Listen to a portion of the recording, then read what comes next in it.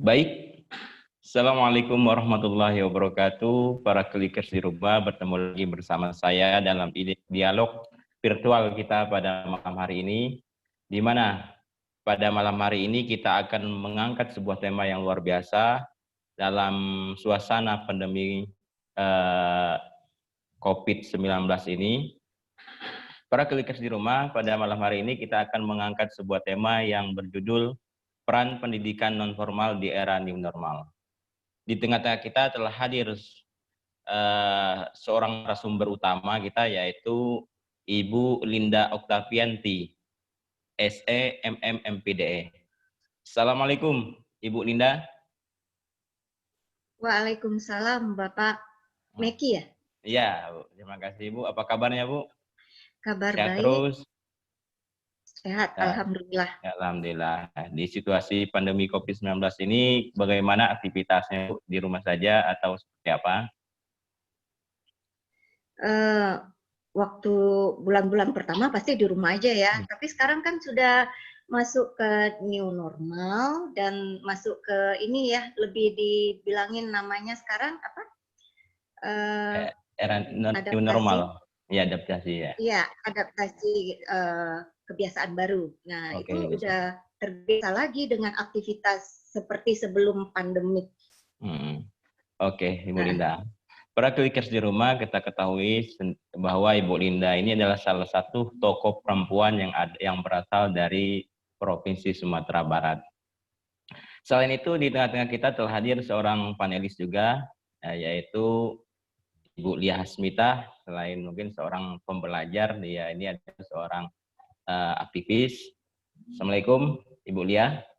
Waalaikumsalam, Pak Meki. Sehat Ibu ya?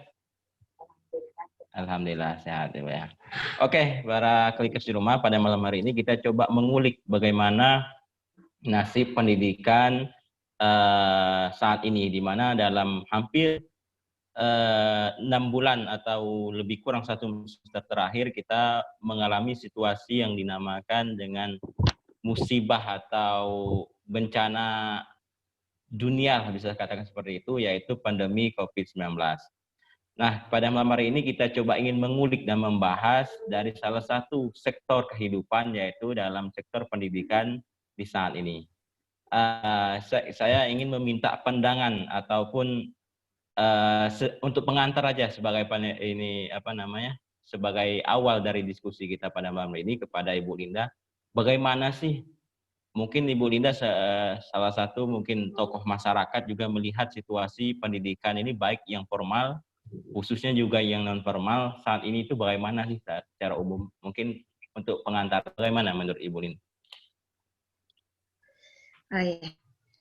Terlebih dulu terima kasih ya, saya diberi waktu dan kesempatan oleh Bapak Meki Polanda. Yeah. Nah, saya senang sekali bisa berkenalan dengan Bapak sebagai pimpinan ya, pimpinan Klik TV. Merasa ini ya, senang. Terus saya berterima kasih sekali kepada Bu Lia Hasmita. Ya, yang udah mempercayakan saya untuk bisa tampil di acara dialog virtual hari ini. Nah, kepercayaan itu luar biasa ya, bagi saya terima kasih. Kemudian mungkin untuk lebih sebelum kita melanjutkan dialog seterusnya, mungkin saya perlu memperkenalkan diri ya. Mungkin ada sebagian yang nggak tahu sama saya. Nama saya Linda Oktavianti. Biasa kalau siswa saya manggil dengan sebutan Bu Linda gitu. Terus saya sendiri, aktivitas saya sendiri sehari-hari yaitu saya tergabung di dalam kepengurusan Partai Golkar. DPD Provinsi Sumatera Barat. Nah, saya juga sekaligus itu tergabung di dalam kepengurusan KPPG Partai Golkar, yaitu organisasi di bawah naungan sayap Golkar, yaitu Kesatuan Perempuan Partai Golkar DPD Provinsi Sumatera Barat. Nah, itu aktivitas saya, dan aktivitas yang lainnya yaitu saya tergabung di dalam HIMA, Himpunan Mahasiswa program Doktor Kajian Lingkungan dan Pembangunan Universitas Negeri Padang, UNP. Nah, kemudian aktivitas saya yang maha penting, yang primer mungkin ya, nah, yaitu saya mengelola sebuah bimbel, mengelola dan sekaligus owner. Nah, di lembaga pendidikan formal seperti lembaga pendidikan non formal itu lembaga bimbingan belajar. Nah, sebagaimana yang kita ketahui, lembaga bimbingan belajar itu bagian dari pendidikan non formal. Kalau di negara kita ya, di dalam Undang-Undang Dasar 45 itu di pasal 31 kan udah dicantumkan ya mengenai peran ini negara bahwa memberikan pendidikan dan masyarakat juga ikut serta di dalam memberikan pendidikan dan mencerdaskan kehidupan bangsa untuk generasi penerusnya. Nah, itu diperkuat juga di dalam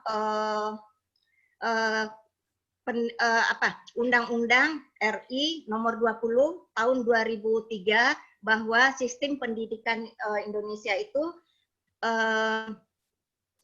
ada 3 jalur yang dilalui, yaitu yang pertama jalur pendidikan formal. Nah, pendidikan formal yang seperti yang kita ketahui yaitu berjenjang, yaitu dari tahap pendidikan dasar, menengah, atas, sampai universitas ya, SD, SMP, SMA, kuliah. Kemudian yang kedua yaitu jalur pendidikan yang terdapat di dalam sistem pendidikan nasional, yaitu jalur yang kedua yaitu informal, pendidikan informal. Sebagaimana yang kita ketahui, pendidikan informal itu yaitu pendidikan yang kita dapat dari kecil ya, yang kayaknya kita mendapatkan dari keluarga, dari ibu kita, dari lingkungan, bagaimana bertata krama yang baik, itu pembelajaran dari kecil, pendidikan itu sampai akhir hayat, kita itu pembelajaran tersendiri, bagaimana sopan santun, beretika yang baik, itu orang tua kita. Jadi ibu kita yang utama sekali, yang informal itu yang memberi pendidikan kepada kita. Nah, yang ketiga yaitu sistem pendidikan nasional, yaitu yang ketiganya pendidikan non formal. Nah, pendidikan non formal ini ada di dalamnya pendidikan keterampilan untuk meningkatkan keterampilan dan pendidikan berwawasan, misalnya pendidikan Al-Quran, kepemudaan, majelis taklim, dan termasuk juga di dalamnya adalah lembaga pendidikan non formal seperti lembaga bimbingan belajar. Nah, saya mengelola bimbingan belajar bagian dari pendidikan non formal untuk berkontribusi memajukan pendidikan dan mencerdaskan kehidupan generasi muda di daerah saya. Nah, itu orientasinya bagaimana memenuhi kebutuhan-kebutuhan siswa untuk bisa sebagai backup, mempertajam lagi pemahaman dalam materi pelajaran, dan untuk meningkatkan prestasi belajarnya, dan kemudian untuk bisa membantu berkontribusi untuk mereka-mereka yang lulusan SMA itu untuk memfasilitasi ya untuk bisa kesuksesannya mencapai perguruan tinggi negeri yang mereka inginkan. Seperti mereka tujuannya ke UI, ITB, Unpad, Unan, UNP, Brawijaya, IPB, Unpad, dan lain-lain ya. Nah, itu kemudian ada di lembaga non formal yang saya pimpin dan saya kelola dengan program-program pembelajaran untuk bisa membantu kenyamanan, mencerdaskan, dan penguasaan materi-materi, trik, dan soal-soal mereka untuk menuju kesuksesan. Dan kemudian juga di dalam membantu siswa SMA untuk mewujudkan cita-citanya menuju ke sekolah kedinasan juga, sekolah kedinasan seperti ke Akpol, Akmil, Akademi Angkatan Laut, Akademi Angkatan Udara, IPDN, Institut Pemerintahan Dalam Negeri, kemudian Sekolah Tinggi Akuntansi Negara, Sekolah Tinggi Statistik, kemudian Sekolah Tinggi Meteorologi, Klimatologi, Geofisika, Penerbangan Indonesia, dan lain-lain. Itu semua saya memberi bimbingan dengan program-program yang sudah ditetapkan supaya membantu mereka untuk mewujudkan cita-citanya untuk sukses di PTN dan ke sekolah kedinasan serta prestasinya di sekolah. Begitu, Bapak. Oke, terima kasih Ibu Linda. Artinya udah menjelaskan background dan latar belakang dari Ibu Linda sendiri termasuk dalam dunia pendidikan ini. Nah, terkait ke tema kita pada hari ini, Bu Linda, saya langsung saja mungkin kepada to the point ke tema kita, peran pendidikan non formal itu di era new normal ini seperti apa? Nah, saya kira ada sebuah perubahan yang luar biasa dari sebelumnya terjadi pandemi ini, kemudian adanya pandemi, kemudian sekarang ada proses survive atau penyesuaian, di mana kita melakukan sebuah aktivitas yang berdasarkan ada protokol kesehatannya. Bagaimana itu Ibu melihatnya ini semua? Dan peran pendidikan non formal itu seperti apa saat ini? Silakan. Nah, sekarang sebagaimana yang kita ketahui, semenjak pandemik datang ini, bulan Maret ya, bulan Maret sudah tidak pembelajaran di sekolah, sudah dialihkan ke rumah dengan daring, online belajarnya, karena mengingat pandemik COVID-19 ini takut akan penyebarannya semakin luas. Nah, dengan pembelajaran di rumah memakai sistem online, platform online ini, berarti mau tidak mau, suka tidak suka, kita menjalankan dari kebiasaan. Sepertinya kita belajar biasanya tatap muka, bertemu, senang gitu melihat tatap muka, bertemu langsung. Nah, sekarang kita lewat alat. Nah, lewat alat dengan online seperti ini kita bicara pembelajarannya. Jadi sebenarnya pembelajaran online itu sebenarnya sebelum pandemik ya didengungkan era digital, era 4.0 yang kemarin sebelum pandemik itu kan kita sudah tidak bisa dipungkiri lagi ya, semua sektor sudah dipengaruhi oleh era digitalisasi 4.0 ini. Semua sektor, baik sektor pangan, sosial kebudayaan, ekonomi, apalagi pendidikan. Nah, jadi sudah terpengaruhi oleh sistem digitalisasi 4.0 ini. Nah, kemudian jadi kita udah ditambah lagi Maret dengan pandemik. Mau tidak mau tentu kita harus menjalankan pembelajaran sistem jarak jauh online. Nah, bagi peran lembaga non pendidikan seperti bimbel, lembaga bimbingan belajar, sangat berperan ya menurut pengalaman saya sebelum-sebelumnya juga sebelum pandemik, bahwa lembaga bimbingan belajar itu sangat berperan sekali untuk bisa meningkatkan prestasi belajar siswa dan untuk bisa membantu siswa untuk informasi-informasi pembelajaran yang misalnya seperti dalam kurikulum kita, pembelajaran di sekolah itu tidak ada diberikan mata pelajaran tes potensi akademik atau tes potensi skolastik. Nah, bagi bimbel, seperti bimbel yang saya pimpin, yang saya kelola, itu saya memberikan pembelajaran tambahan seperti tes potensi skolastik atau akademik itu. Nah, di situ kemarin waktu pandemik ini 2020 ini Menteri Pendidikan menerapkan ujian tidak memakai tes kemampuan akademik, dan biasa kan ada tes kemampuan akademik bidang misal fisika, kimia, biologi, matematika, bahasa Inggris, bahasa Indonesia. Nah, sekarang kemarin ujian ditiadakan, hanya dipakai hanya ujian materinya yaitu tes potensi skolastik. Nah, materi tes potensi skolastik itu tidak ada di dalam kurikulum pembelajaran di sekolah. Tetapi siswa diuji untuk tes masuk PTN dan tes untuk ujian kedinasan. Artinya, siswa itu sangat perlu sekali belajar untuk tambahan, untuk mencerdaskan logika berpikir daya nalarnya. Karena untuk lulus ujian tes potensi skolastik itu berarti menguji kemampuan siswa dalam bidang kognitif, penalaran, tingkat tingginya, bagaimana menganalisa, dan memberi penganalisaan secara nalar dan logika tingkat tinggi, logika matematikanya. Nah, di dalamnya ada kemampuan penalaran umum, pemahaman umum, serta kemampuan kuantitatif dan kemampuan pemahaman bacaan dan menulis. Nah, situ kita membimbingnya untuk memberi kontribusi, membackup apa yang misalnya di sekolah tidak ada, kita memberi tambahan ya, suplemen, tetapi itu penting sekali. Nah, untuk daring online, karena siswa sekarang sudah tidak di sekolah, di rumah saja, memang siswa dari Maret, April, Mei, Juni. Nah, itu siswa agak kesulitan ya, karena siswa ini berbeda-beda tingkat kemampuannya dan tingkat menyerap pengetahuan itu, menyerap materi pelajaran itu kan berbeda-beda.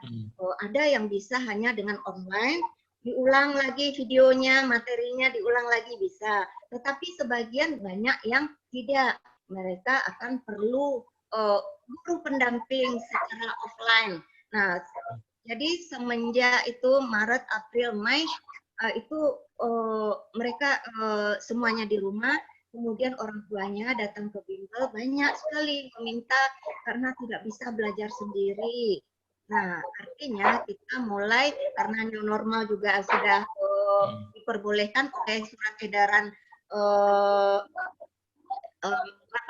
wali kota bahwa bimbel boleh buka asal menerapkan protokol kesehatan, jaga jarak, cuci tangan, pakai masker. Nah, itu dia. Yang biasanya di dalam kelas kita misalnya 20 orang nih biasanya. Nah, sekarang mungkin dalam situasi pandemik seperti ini, adaptasi kebiasaan baru ini kita di dalam 10 orang atau 8 orang gitu. Ini ada kita sediakan kelas private juga 1 atau 2 orang di dalam kelas, dan itu tuh untuk menghandle keinginan dan kebutuhan siswa dan orang tua siswa yang meminta.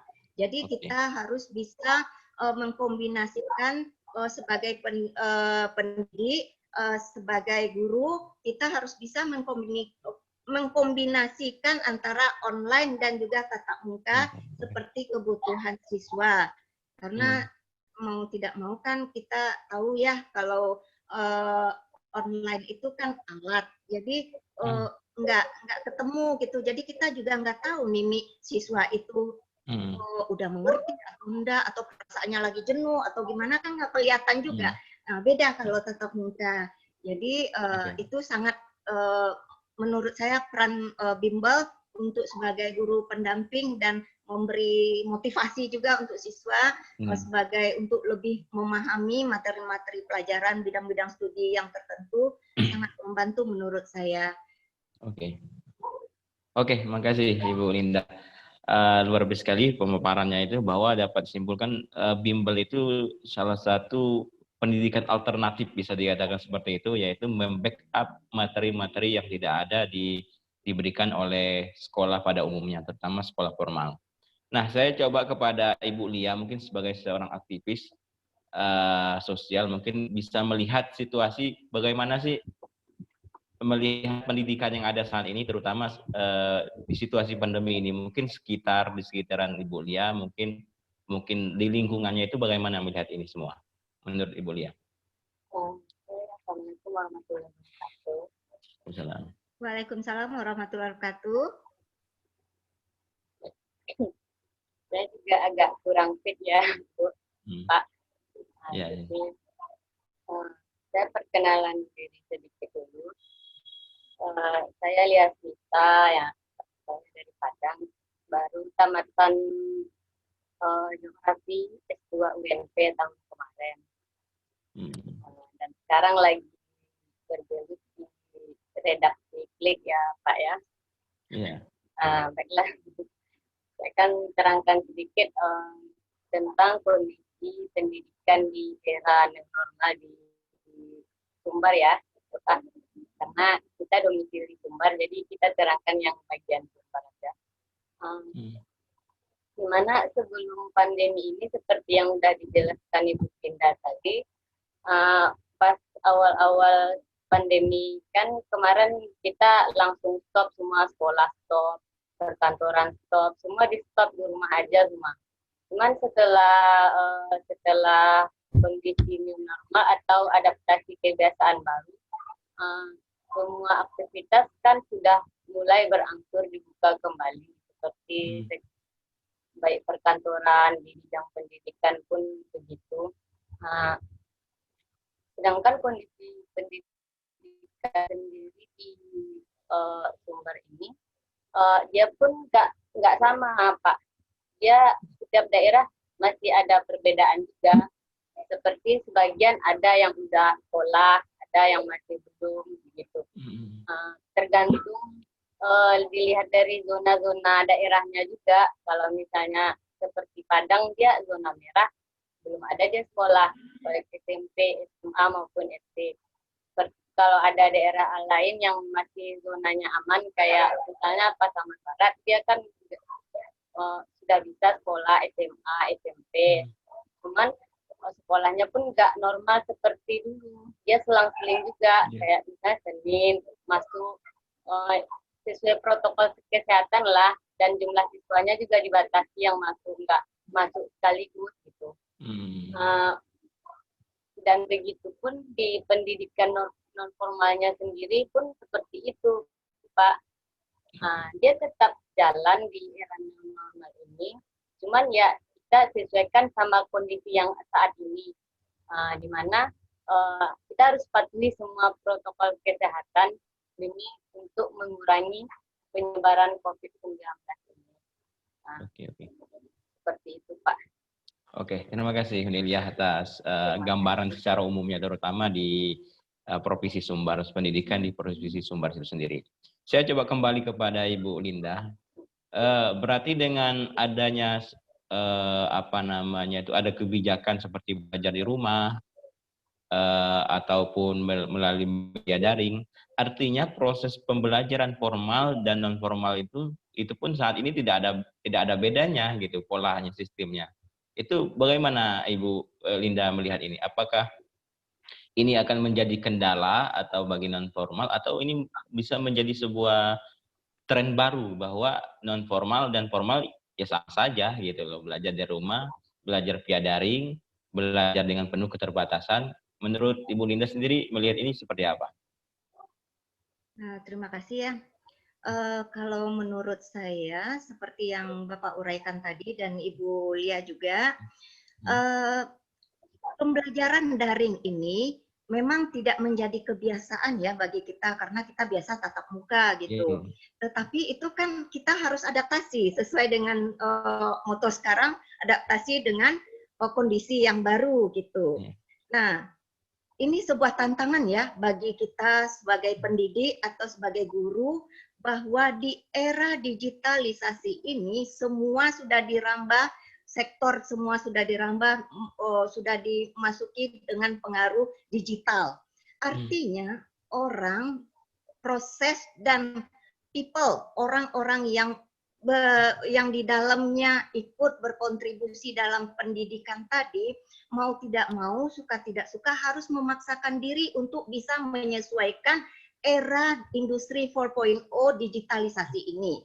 Seperti misalnya, kalau seorang guru, pendidik, itu sudah biasa memberikan dengan tatap muka, sekarang harus bisa juga memberikan dengan pembelajaran, strategi pembelajaran, model-model pembelajaran dengan menyajikan dengan daring. Nah, walaupun sebenarnya tantangan yang besar ya, karena semua pengetahuan, knowledge bagi siswa sudah bisa dipencet di mbah Google-nya, ya kan ya. Jadi memang tersaingi guru atau pendidik gitu, tetapi tidak bisa kita lupakan karena itu semua alat. Pendidik itu punya rasa, nah punya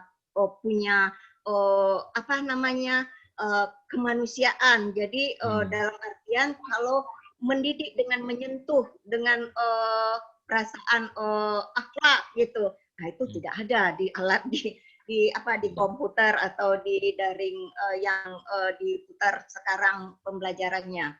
Nah, itu kalau seorang guru di zaman sekarang ini memang harus belajar, dan kalau tidak mau tergerus atau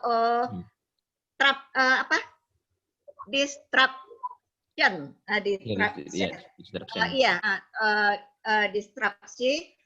Jadi sebuah era peningkatan inovasi-inovasi baru, di mana perubahan secara besar-besaran terjadi, secara mendasar, secara fundamental dalam merubah sistem yang ada untuk beralih ke sistem yang baru. Jadi artinya kita pendidik tentu kita juga harus menyesuaikan dengan sistem yang baru. Kalau enggak terjadi disruption teknologi. Nah, kita harus menyesuaikan dengan belajar lagi. Jadi guru belajar juga, siswa belajar, guru belajar juga. Jadi untuk menyeimbangkan antara kombinasi keduanya harus masuk. Kita memberi daring juga, video-video pembelajaran kita beri, tetapi secara langsung kita juga di saat tertentu kita juga kan sudah diperbolehkan ya surat edaran itu untuk memberi pembelajaran untuk bimbel, tetapi dengan menjalani protokol kesehatan. Nah gitu, 3M tadi. Jadi itu tantangan yang harus dilewatin oleh para guru atau pendidik, bahwa tantangan itu semua kayaknya bisa dipelajari ya. Gitu. Artinya semuanya butuh penyesuaian ya Bu, baik dari pihak guru maupun dari pihak siswanya itu sendiri. Iya. Nah selanjutnya Bu, kalau mohon maaf kalau saya bisa meminta pendapat Ibu sendiri terkait dengan pendidikan Indonesia pada umumnya maupun khususnya di Sumbar, kira-kira begitu.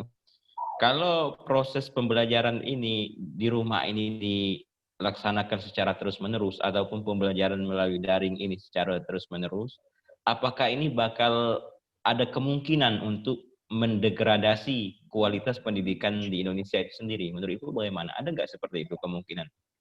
Kualitas Indonesia itu terdegradasi atau menurun? Kira-kira bagaimana menurut Ibu? Terima kasih ya. Menurut saya ini pembelajaran daring ini hanya bisa, menurut saya ya, kombinasi antara offline dan online. Iya, kenapa? Karena diteruskan dengan daring itu rasa tadi ya, seorang guru, sentuhan guru dengan segala peningkatan harkat, martabat, kemanusiaan, akhlak, budi, karimahnya tadi tidak dapat.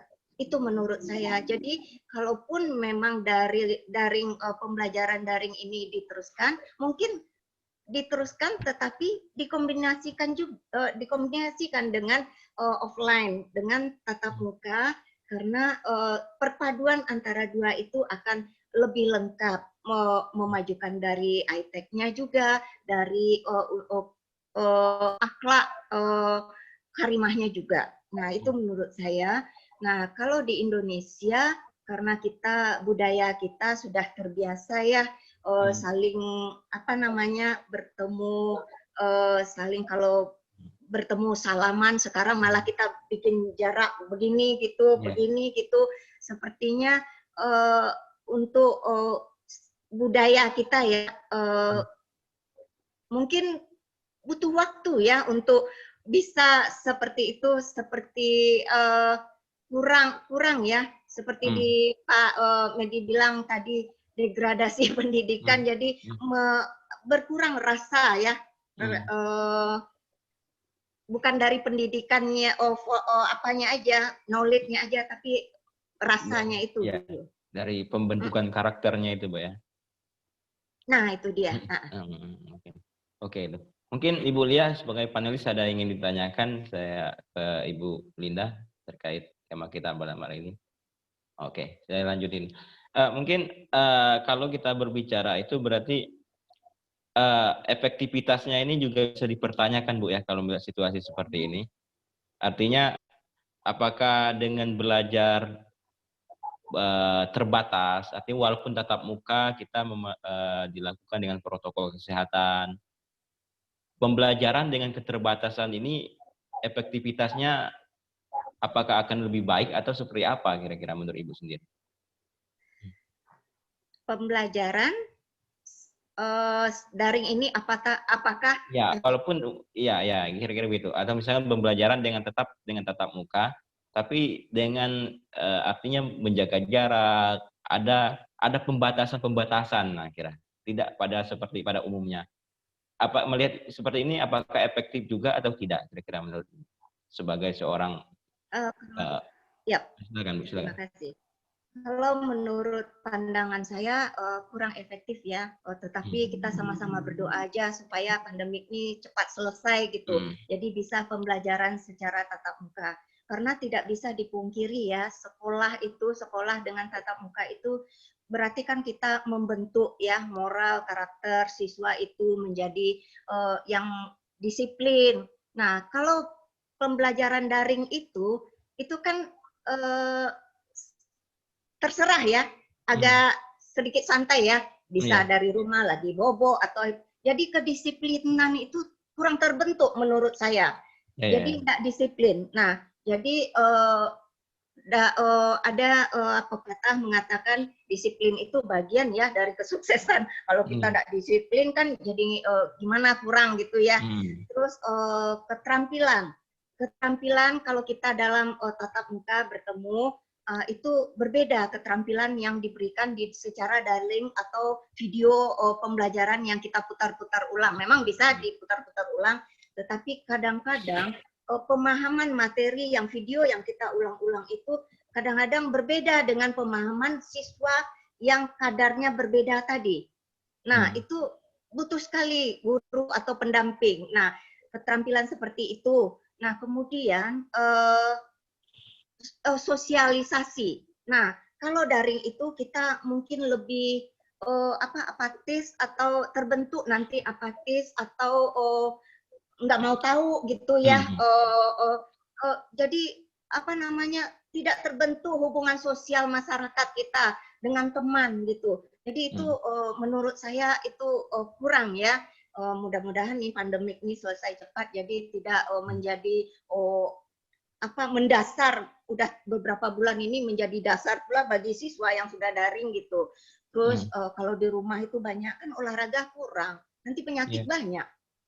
Terus melihat laptop atau HP aja terus, mata sakit, ya kan? Nah itu hal-hal semacam itu menurut saya itu menjadi bisa dibilang kelemahan ya daring ya, karena budaya kita udah biasa bertatap muka di kelas, bertemu, bersilaturahmi, sosialisasi kita terbentuk, kecerdasan sosialisasi kita terbentuk dari kecil. Nah, itu menurut saya. Begitu Bapak Medi. Artinya kayak pembentukan karakter building-nya kali Bu ya, berkurang. Mungkin secara pengetahuan bisa aja berjalan dengan baik, tapi pembentukan karakter si siswa itu akan terhambat gitu Bu ya. Mungkin kira-kira mungkin karena kita terbatas pada waktu dialog kita pada malam hari ini, Bu, saya mungkin minta kira-kira pendapat Ibu atau idealnya pembelajaran saat ini itu seperti ya mau gimana kira-kira bagusnya. Kalau mungkin dengan daring ini ada keterbatasan, juga kalau kita harus dengan tatap muka, kita harus menjaga pembatasan sosial dan lain-lain gitu. Kira-kira ini semua bagaimana sih Bu untuk saat ini ya? Tapi kita berharap sih mudah-mudahan pandemi ini katanya Desember akan berakhir. Tapi melihat ini semua itu bagaimana? Apakah seoptimis itukah atau bagaimana menurut Ibu sendiri? Kalau menurut saya karena keadaan memang seperti ini ya kita jalanin dulu seperti ini. Toh kita sudah diberi ya surat edaran gubernur atau wali kota bahwa kita bisa menjalani aktivitas kita sehari-hari, tetapi dengan memakai protokol, mematuhi protokol kesehatan 3M tadi, jaga jarak, pakai masker, cuci tangan. Nah, jadi untuk sementara ya kita jalani seperti ini. Kita kan nggak bisa karena keadaan masih seperti ini, katanya apa namanya vaksinnya baru nanti ya, Desember apa Januari. Nah itu jadi mau tidak mau kita jalanin begini dulu. Kita beri semangat siswa kita, kita juga bersemangat di dalam mengerjakan aktivitas kita karena walaupun keadaan pandemik ini kita tidak berhenti di sini karena perjalanan hidup kita masih panjang apalagi bagi generasi muda. Nah itu sangat penting sekali kita memberikan semangat bahwa hidup kita tidak berhenti di sini, jadi selalu fokus untuk kemajuan-kemajuan dan kemudian raihlah masa depan gemilang, raihlah masa depan yang cemerlang dengan belajar di Bimbel Fokus Bandung. Yang saya bimbing. Karena masa depan menunggu Anda, masa depan yang cerah akan menunggu. Seperti Pak Meki ya? Pak Polanda aja Bu, biar. Pak Meki Polanda seperti menjadi seorang pimpinan di Klik TV ini.